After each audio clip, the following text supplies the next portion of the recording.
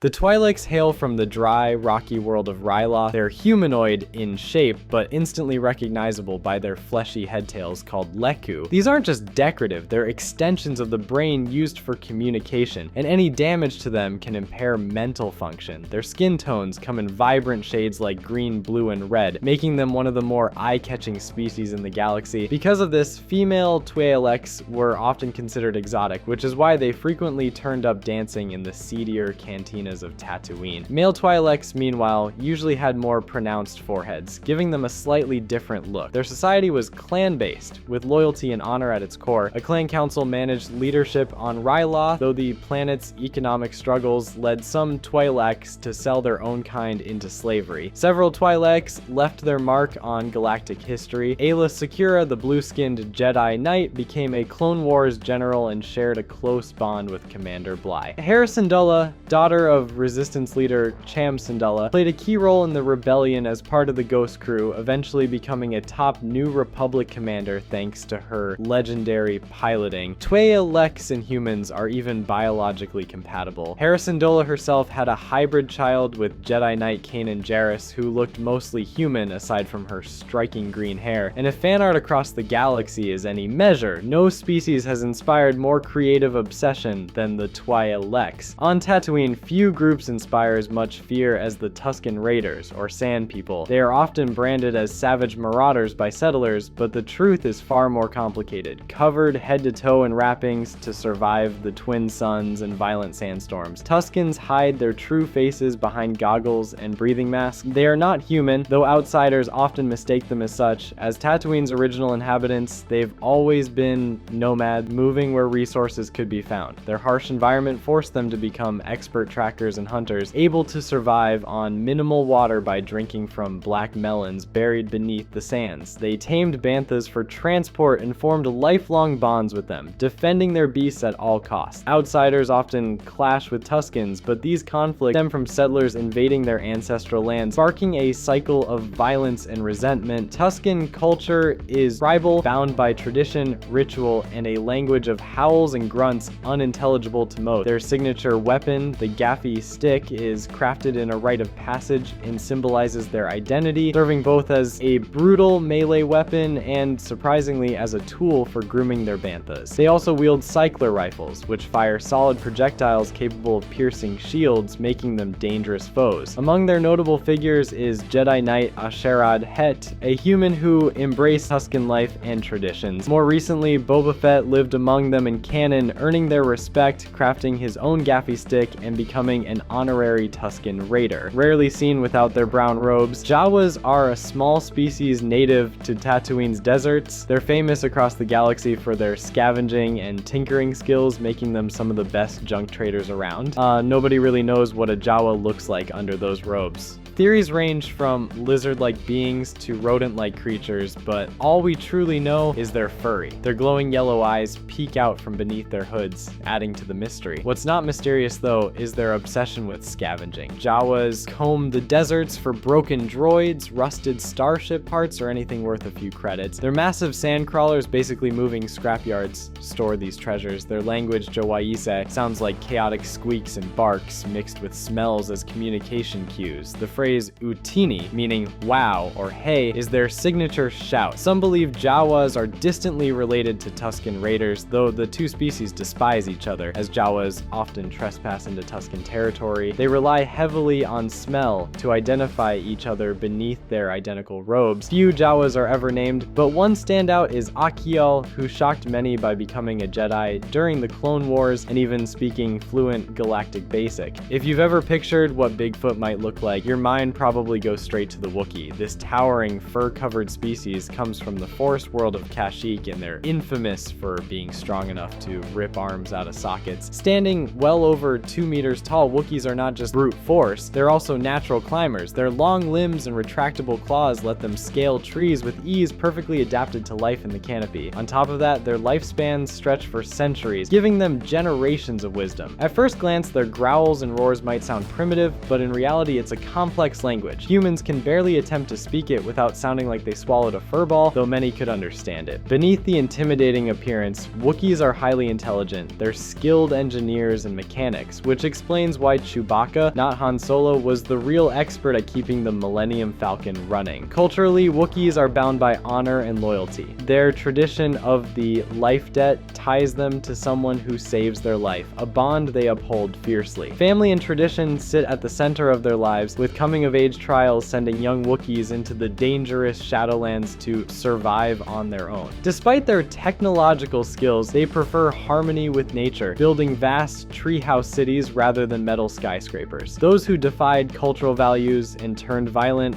were branded as mad claws and cast out of society, and if you ever share a home with a Wookiee, beware. They shed seasonally, which means living with one is like having an enormous dog that requires a top-tier vacuum. Now, picture a Wookiee without the fur, and you'll get a Lasat. These imposing beings were inspired by early designs for Chewbacca. With muscular builds, digitigrade legs, and hulking frames, they could easily pass as the most intimidating bouncers on Coruscant. Their bodies are covered in short fur, shades of purple, gray, and white, while their sharp features and long ears make them look like a cross between a gorilla, a mountain goat, and a professional wrestler. And wrestlers they are, capable of knocking aside squads of stormtroopers with raw power. Yet beneath all that strength lies a spiritual culture. The Lasats followed the teachings of the Ashla, a mystical energy echoing the Force, but centered on destiny and balance. Many place their faith in prophecy and in Lyrasan, their spiritual homeland, believed to be their original world before resettling on Lasan. When the Empire devastated Lasan with ion disruptors against civilians, the surviving Lasats clung to these beliefs, leading them to rediscover that ancient homeworld. Their signature weapon was the bow rifle, a hybrid electrostaff and blaster reserved for the Lasan Honor Guard. Among them was Garazeb Aurelios, the most famous Lasat in the galaxy. Once captain of the Honor Guard, Zeb believed for years that he was the last of his people after the Empire's massacre. He later became a member of the Ghost Crew and fought with the Rebel Alliance even after the Battle of Endor. He's expected to return in Ahsoka Season 2 or the upcoming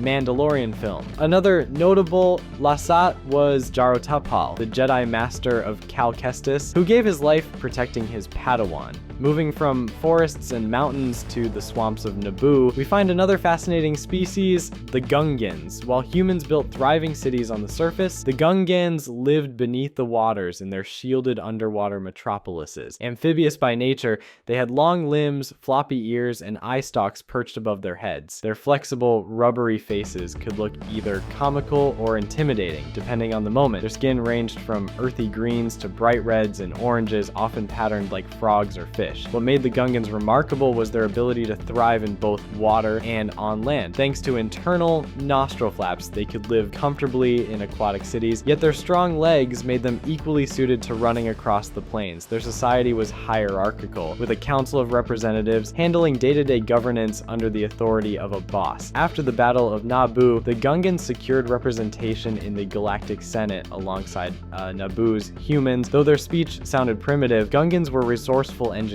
They crafted powerful bubble shields to protect their underwater cities and wielded energy-based weapons like boomas and atlatls in battle. Their shields proved strong enough to resist bombardment from Trade Federation, AATS, and MTTS, showcasing their ingenuity. Spiritually, instead of the Force, they believed in the life current, a philosophy born from their long isolation from the galaxy, shaping their own understanding of nature's power. And of course, the most notorious Gungan of all is General Tarpals, who famously went head-to-head with General Grievous and actually won. Another infamous Gungan is, of course, Jar Jar Binks. He eventually became the Gungan representative to the Galactic Republic and was manipulated into proposing a motion that gave Chancellor Sheev Palpatine the emergency powers he needed to form a grand army of the Republic and later twist the Republic into the Galactic Empire. Conspiracy theorists love to claim this wasn't an accident at all, but part of a far bigger plan. According to the wild Darth Jar Jar theory, he wasn't a fool, but the true Sith Lord secretly orchestrating events through his so-called buffoonery. If the galaxy had an industrial strength bug spray, the Geonosians would have vanished ages ago. These insectoid beings came from Geonosis, a harsh rocky planet with towering spires and underground hives. Tall and thin with skeletal exoskeletons, their sharp teeth could tear through clone trooper armor. Add in wings, and they looked like locusts that had spent too much time at the gym. But don't be fooled by their appearance.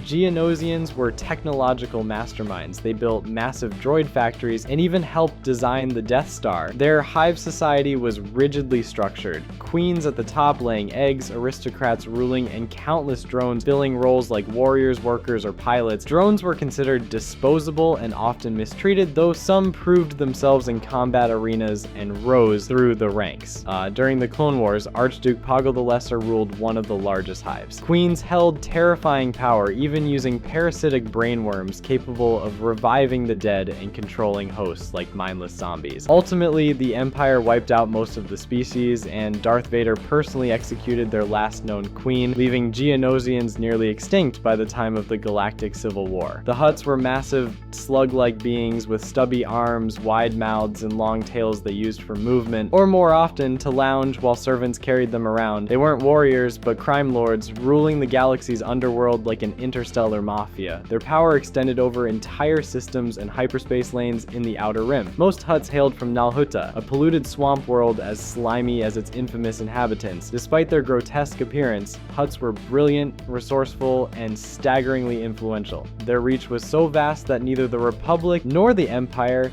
dared challenge them directly, often treating them as an independent ruling power. And with wealth, fleets, and countless loyal enforcers, the Hutts made sure their grip on galactic crime was nearly impossible to break. Hutt culture thrives on one thing: excess. Whether it's money, power, or influence, they want it all. Even though the Hutts form a mafia-like empire in the underworld, they're constantly undercutting each other to gain more control. Their long lives, sometimes stretching over 1,000 years, make them stubborn rulers who rarely give up territory. Shocking truth most overlook is that Hutts are hermaphrodite. They aren't male or female, but possess both reproductive organs, though they usually pick a gender to present as. This means they can reproduce alone, giving birth to slug-like offspring such as Rada. They mostly speak their own tongue, Huttese, and while some can use Galactic Basic like Zero the Hutt, most refuse, forcing others to adapt to them. Despite being ruthless, Hutts are rarely violent in person. They prefer to negotiate calmly